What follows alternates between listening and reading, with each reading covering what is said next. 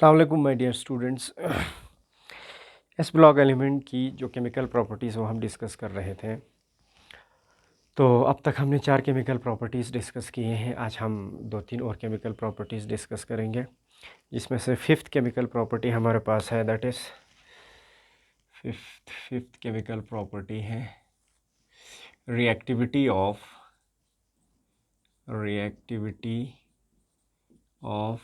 Alkali metals एम ज़बाना alkali metals towards halogen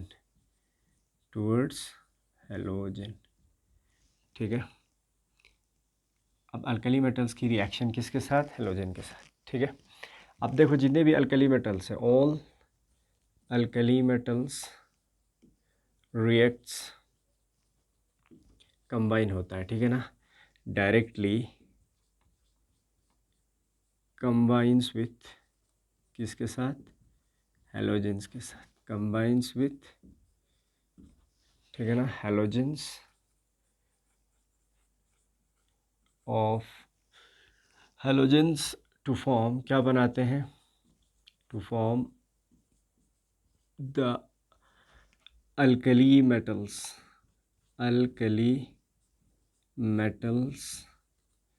metal halide. किस तरह का?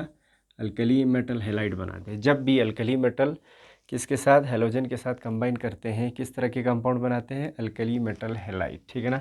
ऑफ द टाइप, किस टाइप का? फार्मूला क्या होगा? शाबाश। अब देखो हमारे पास अल्कली है, अल्कली को मैं जनरली एम से रिप्रेजेंट कर रहा हूँ। अल्कली के लिए वैलेंसी कितनी होती है? अल्कली की वैलेंसी 1 होती है, क्योंकि ग्रुप फर्स्ट के एलिमेंट है। और ग्रुप फर्स्ट एलिमेंट का पता है, ग्रुप फर्स्ट एलिमेंट जितने भी है लिथियम से लेके सीशियम तक गंगमच्छी बात, एक इलेक्ट्रॉन लूज बात, छाना वैलेंस शेल में एक इलेक्ट्रॉन होता है, वही लूज़ करता है, ठीक है। उस वजह से इनकी वैलेंसी क्या हो जाती है? 1 मानी जाती है, ठीक। और हेलोजन को एक्स से हम रिप्रेजेंट करते हैं। हेलोजन जर बना ग्रुप 17 एलिमेंट, और ग्रुप 17 एलिमेंट्स में जितने भी ग्रुप 17 एलिमेंट्स हैं, सारी बात एक इलेक्ट्रॉन एक्सेप्ट बात, दैट मीन्स इसकी भी वैलेंसी कितनी हो गई? 1। चलेंगे इसका क्रॉस बना फार्मूला चिल्ड्रन M1X1 बना MX। तो जब भी अल्कली मेटल हेलोजन के साथ कंबाइन होता है तो किस तरह के अल्कली मेटल हेलाइड बनाते हैं? Of the type MX। किस टाइप का? MX टाइप का हेलाइड बनाते हैं, ठीक है। अब देखो फॉर एग्जांपल, अगर मैं जनरली एक अल्कली मेटल को M से रिप्रेजेंट कर रहा हूँ, प्लस हेलोजन जनरली नेचर में किस फॉर्म में एग्जिस्ट होता है? X2 फॉर्म में। अगर फ्लोरीन होगा तो F2 फॉर्म में, क्लोरीन होगा तो Cl2 एंड सो ऑन, इस तरीके से, ठीक है। तो M ज़रा चीज़ जनरली अल्कली मेटल्स और X ज़र बना हेलोजन मॉलिक्यूल, ठीक है ना। ये डायरेक्टली आपस में क्या हो जाती है? कंबाइन हो जाती है, और किस तरह का हेलाइड बनाता है? MX type. अब रिएक्शन को बैलेंस करना पड़ेगा, X2 है यहाँ पे, इसको 2 करने पड़ेंगे, ठीक है ना। फिर इसके बाद यहाँ पे भी 2 लिखना पड़ेगा, ठीक है। अब देखो यहाँ पे M ज़रा चीज़ कहते हैं, M means lithium, sodium, potassium, rubidium and caesium, while X ज़रा X ज़रा फ्लोरीन, क्लोरीन, ब्रोमीन और आयोडीन, ठीक है ना। अब इनमें से एक एग्जांपल लेंगे अल्कली मेटल की जगह। अगर सपोज मैं लिथियम लेता हूँ, ठीक है ना, ये कंबाइन होता है किसके साथ? कोई भी एक हेलोजन के साथ। सपोज मैं F ले रहा हूँ, F नेचर में F2 फॉर्म में होता है, X2 मीन्स F2 हो गया। तो क्या आपस में कंबाइन करके LiF बनाएगा? क्या बनाएगा? LiF 2 टाइम्स और 2 times. This is lithium fluoride. ये एक हो गया lithium fluoride alkali metal halide. इसी तरीके से अगर, ठीक है ना, अब देखो अगर लिथियम कंबाइन होता है किसके साथ?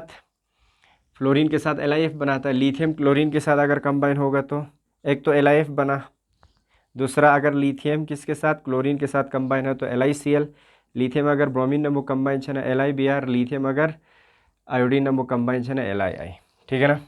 फिर इसके बाद सोडियम अगर कंबाइन होता है फ्लोरीन के साथ NaF। फिर इसके बाद सोडियम अगर क्लोरीन के साथ कंबाइन होता है NaCl। सोडियम अगर ब्रोमीन के साथ कंबाइन होता है NaBr। सोडियम अगर आयोडीन के साथ कंबाइन होता है तो NaI।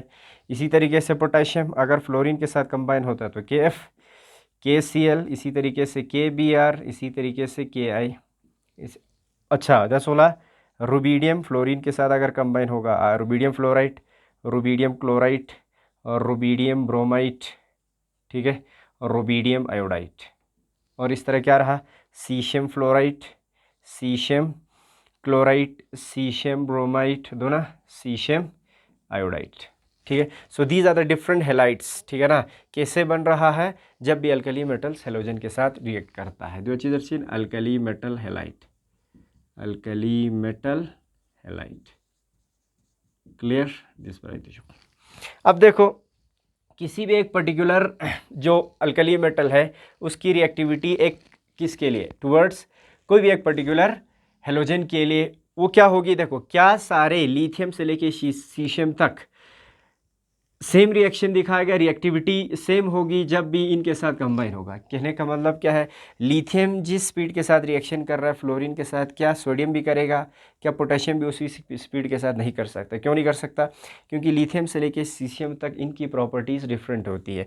अगर आप अल्कली मेटल्स की इनकी आयोनाइजेशन एनर्जी की बात करेंगे, लिथियम सबसे लो वैल्यू रखता है, लिथियम सबसे हाई वैल्यू रखता है आयोनाइजेशन एनर्जी का, और सीशियम सबसे वीक, बहुत कम आयोनाइजेशन एनर्जी की ज़रूरत होता है इसके इलेक्ट्रॉन को नॉकआउट करने के लिए।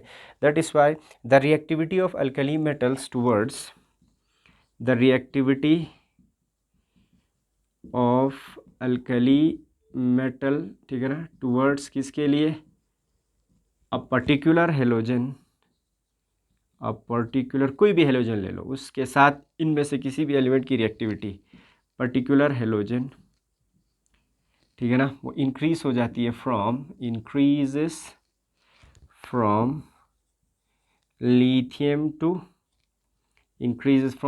To caesium.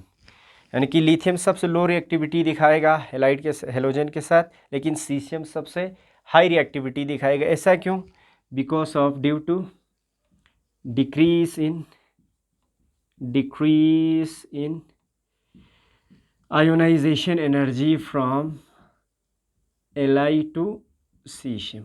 जब भी आप Li से सीशियम की तरफ जाते हो तो आयोनाइजेशन एनर्जी का वैल्यू लो होते जाते हैं। जितना आयोनाइजेशन एनर्जी का वैल्यू लो होगी उतना क्या होगा, रिएक्टिविटी बढ़ेगी अल्कली मेटल की, किसकी तरफ, हेलोजन की तरफ। दैट मीन्स अगर मैं यहाँ पे लिखूँ lithium, sodium, potassium, rubidium, caesium, ठीक है ना, इन सब में से हेलाइड की तरफ रिएक्टिविटी हेलोजन के साथ क्विक रिएक्शन कौन करता है, सीशियम, ठीक है ना। लिथियम से जब आप सीशियम की तरफ जाते हो तब रिएक्टिविटी बढ़ जाती है।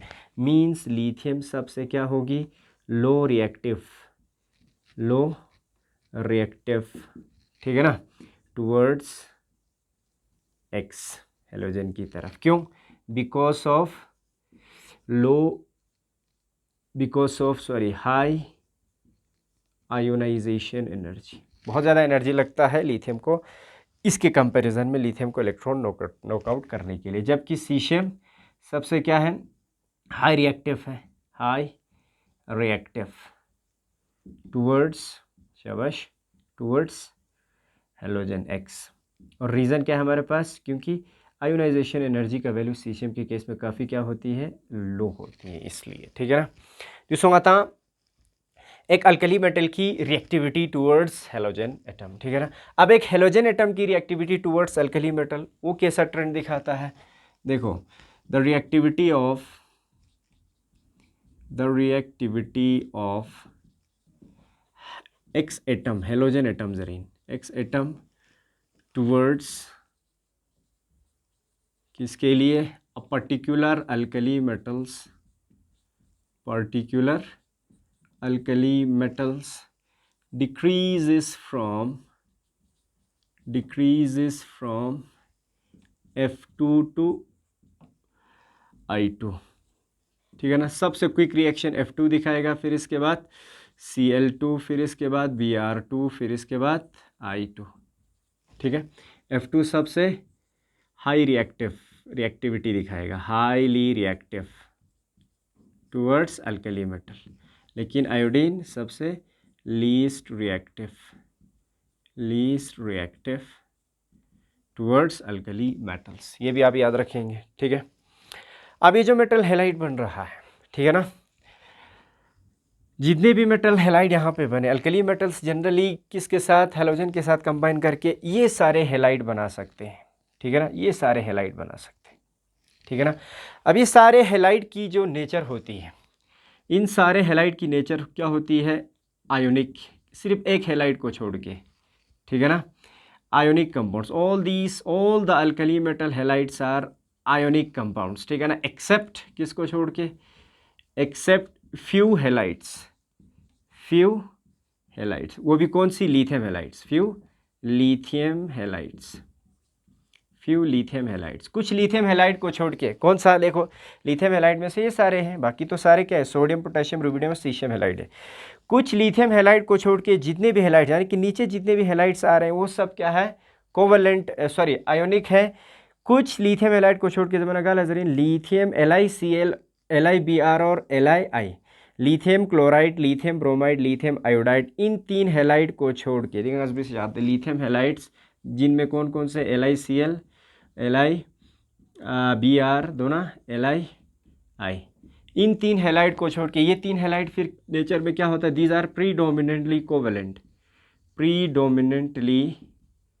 प्रीडोमिनेंटली क्या है ये, कोवेलेंट, नेचर में ये कोवेलेंट फॉर्म में एग्जिस्ट होता है। क्लियर। बाकी जितने भी हैलाइड्स है वो सब क्या है, दे आर प्रीडोमिनेंटली आयोनिक। अब ऐसा कैसे जस्टिफाई होता है, जैसे सपोज अगर आप LiF की बात करेंगे, ये क्या है, दीज आर आयोनिक, ठीक है ना।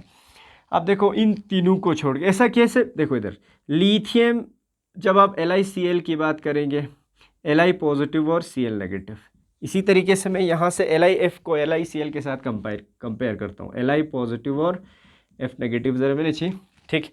अब देखो गुंदिया प्रीवियस क्लास है डिस्कस बसपिन, देखो ये जो Li पॉजिटिव है, ये जो केटाइन है काफ़ी स्मॉलेस्ट है, स्मॉलेस्ट पूरे अल्कली मेटल में सबसे स्मॉलेस्ट केटाइन क्या है, Li पॉजिटिव, इसमें भी क्या है, Li positive smallest cation.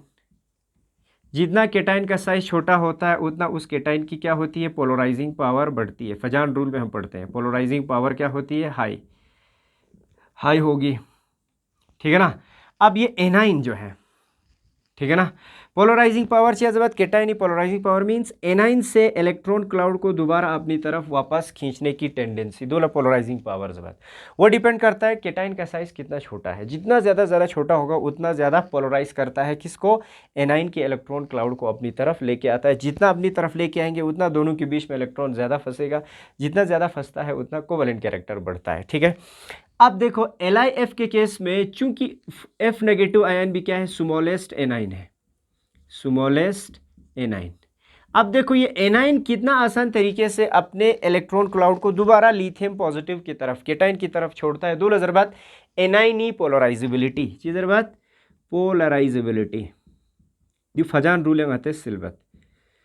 What is polarizability of anion? The tendency of an anion to polarize its electron cloud towards या release its electron cloud towards cation, ठीक है ना।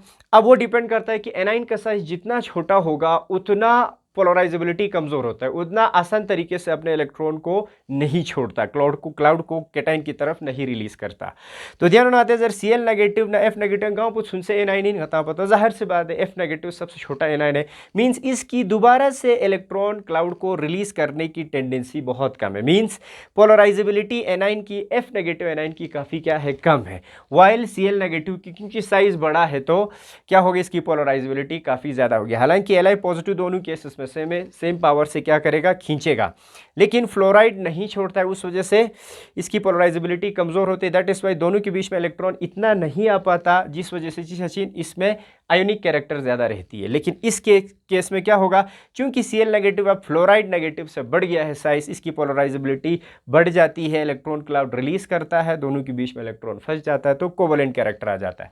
तो LiBr के केस में तो और भी ज़्यादा आएगा, Li के केस में तो और भी ज़्यादा आएगा। मीन्स इन 3 लिथियम हैलाइड को छोड़ के, LiCl, LiBr, Li को छोड़ के बाकी जितने भी LiF और नीचे जितने भी हैलाइड्स आएंगे वो सब क्या है, आयोनिक। बाकी ये दो नेचर में क्या होता है, these are predominantly covalent, this पर आई तो जगचा, ठीक।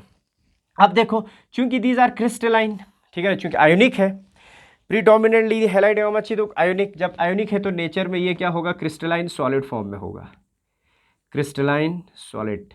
और जब क्रिस्टलाइन सॉलिड फॉर्म में है तो इनकी मेल्टिंग पॉइंट और बॉइलिंग पॉइंट भी क्या होती है, हाई होती है। Melting point and boiling point of these halides are generally high, क्या होती है, बहुत ज़्यादा हाई होती है। ठीक, अब देखो सॉलिड फॉर्म में, अब जो ही इनको मेल्ट किया जाता है, इन हैलाइड्स को मेल्ट किया जाता है या फ्यूज़ किया जाता है, फ्यूज्ड फॉर्म में या मेल्टेड फॉर्म में, दीज आर गुड कंडक्टर्स। ठीक है ना, दे कैरी चार्जेस, क्योंकि चार्ज फ्री हो जाता है मेल्ट होते ही।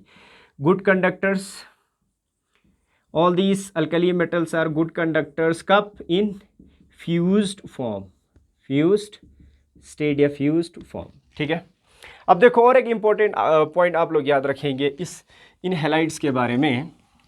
ये जो हैलाइड होता है, इन सारे हैलाइड में से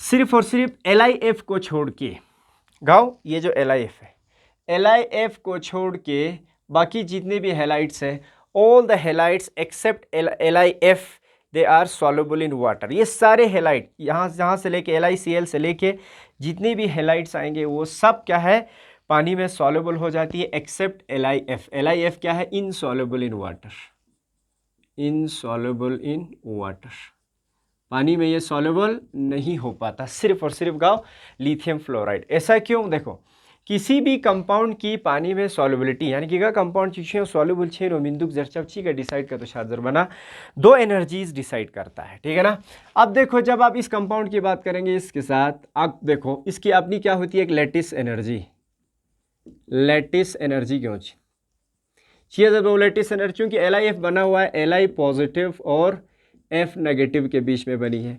Li positive smallest cation, F negative भी स्मॉलेस्ट एनाइन, स्मॉलेस्ट केटाइन और स्मॉलेस्ट एनाइन के बीच में बहुत ज़्यादा क्या होती है, high force of attraction, high strong coulombic force of attraction होता है। जितना अट्रैक्शन ज़्यादा होगी उतना एक दूसरे के करीब आते समय ज़्यादा एनर्जी रिलीज होती है, दे एनर्जी लेजरबाद। ठीक है ना, लैटिस एनर्जी। अब जाहिर से बात अट्रैक्शन ज़्यादा है तो एनर्जी भी क्या होगी, ज़्यादा रिलीज होगी। कहने का मतलब ये है LiF दंसना बहुत ज़्यादा लैटिस एनर्जी रिलीज होता है, यानी कि LiF की लैटिस एनर्जी बहुत ज़्यादा हाई है। यहाँ एनर्जी क्यों चीन कहता है, हाइड्रेशन एनर्जी, क्यों चीन, हाइड्रेशन एनर्जी, हाइड्रेशन एनर्जी जब अच्छी जरीन। अब जब मैं इस LiF को पानी में डालता हूँ, LiF को किस में डालता हूँ, पानी में, पानी में डालते ही चीज़ें स्पिन दे जाते हैं, स्पिन सॉल्वेशन हो जाता है, क्या हो जाता है, सॉल्वेशन।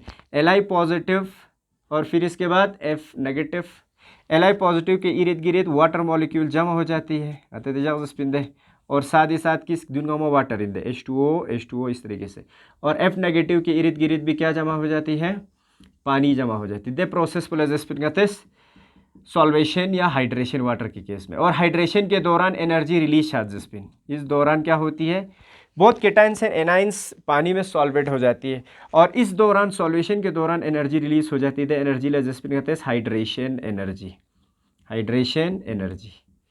अब देखो स्पेरादू युद्ध की LiF छियानुक सॉल्युबल क्षेत्र में जरचवची के डिसाइड सचिन का गुजरना, अगर LiF की लैटिस एनर्जी Le अगर ज़्यादा का तो युद्ध लैटिस एनर्जी अगर ज़्यादा होगा हाइड्रेशन एनर्जी से, तब LiF सॉल्युबल नहीं होगी, LiF लैटिस फॉर्म में रहना पसंद करेगा, क्योंकि इस LiF डांसना ज़्यादा एनर्जी इन्वॉल्व, ज़्यादा एनर्जी रिलीज हो सो ये ज़्यादा स्टेबल होता है। ठीक है ना, अगर का तो लैटिस एनर्जी का वैल्यू अगर कम होगा किससे, हाइड्रेशन एनर्जी से, तब क्या होगा, केटाइन और एनाइन किस फॉर्म में रहना पसंद करेगा, हाइड्रेटेड फॉर्म में। छुयानु केटाइन के इर्द गिर्द अब पानी रखना पसंद करेंगे और एनाइन अपने इर्द गिर्द पानी रखना पसंद करेगी, क्योंकि छू जाना ज़्यादा एनर्जी रिलीज चाहिए में। LiF के केस में चूंकि LiF is insoluble in water, क्या मतलब है, LiF में जितनी लैटिस एनर्जी रिलीज होती है उतना एनर्जी रिलीज नहीं हो पाता जब ये केटाइंस और एनाइंस पानी में हाइड्रेट हो जाती है। यह तरीका चाहिए जरना LiF देखे ना सॉल्युबल मशाइन सुछियनु, क्योंकि LiF की लैटिस एनर्जी उसकी हाइड्रेशन एनर्जी से क्या होती है, हाई होती है। तो गा कंपाउंड की लैटिस एनर्जी ज़्यादा का तो योद्धा उसकी हाइड्रेशन एनर्जी से कंपाउंड को सॉल्युबल छमेन, और गा कंपाउंड की हाइड्रेशन एनर्जी ज़्यादा का तो खुई लैटिस एनर्जी बसिक ये कंपाउंड को ज़्यादा चीज छीन सॉल्युबल छीन। ठीक है ना, तो सिर्फ और सिर्फ लिथियम फ्लोराइड चूँकि स्मॉल केटाइन और स्मॉल एनाइन के बीच में स्ट्रॉन्ग फोर्स ऑफ अट्रैक्शन की वजह से इतनी ज़्यादा एनर्जी रिलीज हो जाती है लैटिस एनर्जी, वो एनर्जी ठीक है ना सफिशेंट नहीं हो पाता। ठीक है ना, दिस मच ऑफ इतना ज़्यादा एनर्जी रिलीज हो जाती है, और यहाँ से हाइड्रेशन एनर्जी जितनी रिलीज हो जाती है वो इतना सफिशेंट नहीं हो जाता जितना इस एनर्जी को कंपनसेट करते हैं। ध्यान देसी एनर्जी ज़्यादा रिलीज मिछा चुक। कहने का मतलब ये है Li पॉजिटिव हाइड्रेटेड फॉर्म में दुख पसंद मिछा चुक और F नेगेटिव हाइड्रेटेड फॉर्म में दुख पसंद में छाचो क्योंकि दून अंखों फायदा में दुख एनर्जी कम रिलीज शेनो नीचे दुख पसंद छाचो खो Li पॉजिटिव और F नेगेटिव एक दूसरे के करीब जाके लैटिस फॉर्म में या क्रिस्टल लैटिस फॉर्म में इनसॉल्युबल फॉर्म में रहना पसंद करता है क्योंकि यहाँ पे ये ज़्यादा स्टेबल होता है। दैट इज़ वाई बाकी जितने भी हैलाइड्स है वो सब सारी केसेस में लैटिस एनर्जी का वैल्यू काफ़ी कम होता है इनकी हाइड्रेशन एनर्जी से जब हम पानी में इनको डिज़ोल्व करते हैं। सिर्फ और सिर्फ LiF के केस में LiF सॉलिड फॉर्म में रहता है, सॉल्युबल नहीं हो जाता है। ठीक है ना। चलो दूसरा आता reactivity of halogen towards alkali metals. अब नेक्स्ट सिक्स्थ जो हमारे पास केमिकल प्रॉपर्टी है अल्कली मेटल का दैट इज वो है हमारे पास affinity of alkali metal towards sulphur and phosphorus. क्या मतलब है? अल्कली मेटल सल्फर के साथ भी डायरेक्टली कंबाइन होता है और फॉस्फोरस के साथ भी कंबाइन होता है। अगर अल्कली मेटल किसके साथ? सल्फर के साथ कंबाइन होता है। सल्फर नेचर में S8 फॉर्म में एग्जिस्ट होता है, ठीक है ना। तब अल्कली मेटल सल्फाइड बनाता है, मेटल सल्फाइड बनाता है ऑफ द टाइप किस तरह? चूंकि अल्कली मेटल्स की वैलेंसी 1 है, सल्फर की वैलेंसी, सल्फर किस ग्रुप से बिलोंग करते हैं? 16 से। गा एलिमेंट की ग्रुप 16 है और दोनों वैलेंसी हमेशा 2 इसका क्रॉस बना चिल्ड्रन M2S। किस टाइप का सल्फाइड बनाएगा? M2S। समझ गए ना। इसी तरीके से अल्कली मेटल्स किसके साथ? फॉस्फोरस के साथ भी। फॉस्फोरस नेचर में P4 फॉर्म में एग्जिस्ट होता है और किस टाइप का फॉस्फाइड बनाएगा? चूंकि अल्कली मेटल की वैलेंसी अगेन 1, फॉस्फोरस ग्रुप 15 से बिलोंग करता है। गा एलिमेंट की ग्रुप 15 है और दे वैलेंसी हमेशा 3 इसका क्रॉस बना चिल्ड्रन M3P। इस टाइप का फॉस्फाइड बनाता है, ठीक है ना। अब देखो अल्कली मेटल की जगह अगर मैं लिथियम लेता हूँ प्लस अगर मैं S8 मॉलिक्यूल के साथ इसकी रिएक्शन करता हूँ तो जो मुझे सल्फाइड मिलेगा वो क्या होगा? Li2S। रिएक्शन को बैलेंस करो शाबाश। सल्फर कितना है? 8, 8 दूनी 16, 16 लिथियम, ठीक है ना। 8 और 16 आएगा यहाँ पे। देखिए मरगोस फॉस्फोरस कितना है यहाँ पे? शाबाश। फॉस्फोरस टोटल 4 है तो इसको 4 लगाओ, 4 तो 12 मेटल, ठीक है ना। अब देखो सपोज Na प्लस अगर मैं P4 के साथ रिएक्शन करता हूँ चिल्ड्रन मरगोस किस टाइप का फॉस्फाइड बनाएगा? Na3P, ठीक है ना। तो यहाँ पे 4 टाइम्स 4 तो 12 टाइम्स Na, ठीक है ना। तो इस तरह का हेलाइड और अल्कली मेटल जो है सल्फर और फॉस्फोरस के साथ मिलकर इस तरह के सल्फाइड्स और फॉस्फाइड बनाते हैं। और 7 जो केमिकल प्रॉपर्टी है अल्कली मेटल्स का that is affinity of alkali metal towards nitrogen, ठीक है ना। अब नाइट्रोजन नेचर में N2 फॉर्म में एग्जिस्ट होता है। N2 मतलब नाइट्रोजन और नाइट्रोजन के बीच में ट्रिपल बॉन्ड। मीन्स ये जो ट्रिपल बॉन्ड है जितना बॉन्ड ऑर्डर बढ़ेगी, जितना दो एटम के बीच में नंबर ऑफ बॉन्ड बढ़ती है उतना ज़्यादा स्ट्रांगली क्या होती है वो हेल्ड होती है, उतना बॉन्ड काफ़ी स्ट्रांग होता है, उतना इस बॉन्ड को तोड़ने के लिए ज़्यादा एनर्जी की ज़रूरत होता है। जितने भी अल्कली मेटल्स है चाहे वो लिथियम से लेके सोडियम, पोटाशियम, रुबिडियम, सीशियम, सिर्फ और सिर्फ लिथियम एक ऐसा अल्कली मेटल है जो नाइट्रोजन के साथ कंबाइन करके Li3n बनाता है। नाइट्रोजन चूंकि ग्रुप 15 से बिलोंग करता है क्या होगा? अल्कली मेटल की तो 1 है, नाइट्रोजन ग्रुप 15 से है तो 3 valency children M3n type of nitride बनाएगा, ठीक है ना। बाकी जितने भी अल्कली मेटल्स है वो जो है नाइट्रोजन के साथ कंबाइन करके नाइट्राइड नहीं बनाता, सिर्फ और सिर्फ लिथियम ही क्या करता है? नाइट्रोजन के साथ कंबाइन करके लिथियम नाइट्राइड बनाता है। ऐसा क्यों?